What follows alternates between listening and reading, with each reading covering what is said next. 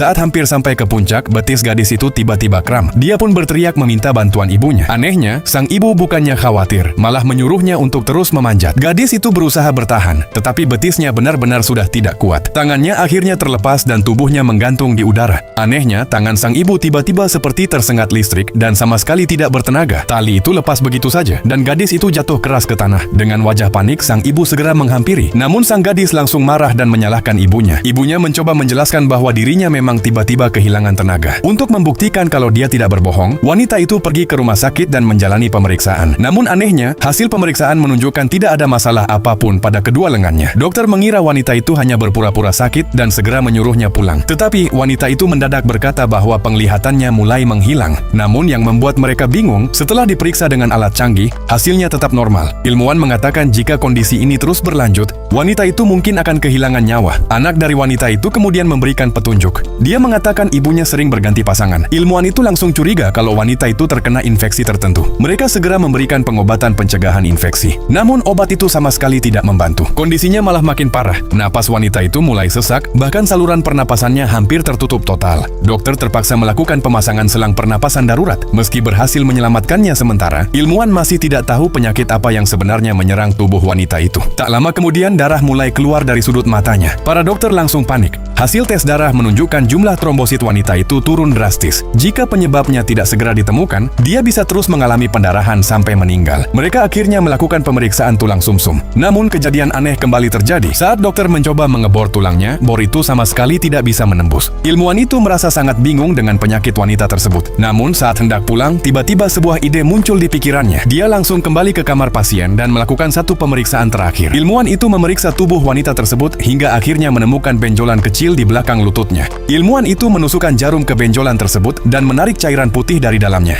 Ternyata, benjolan itulah penyebab gejala aneh yang dialami wanita itu. Dan sekarang, selama tumornya diangkat dan dia menjalani kemoterapi, wanita itu masih memiliki kesempatan untuk sembuh total. Semoga kita semua dijauhkan dari penyakit aneh seperti itu.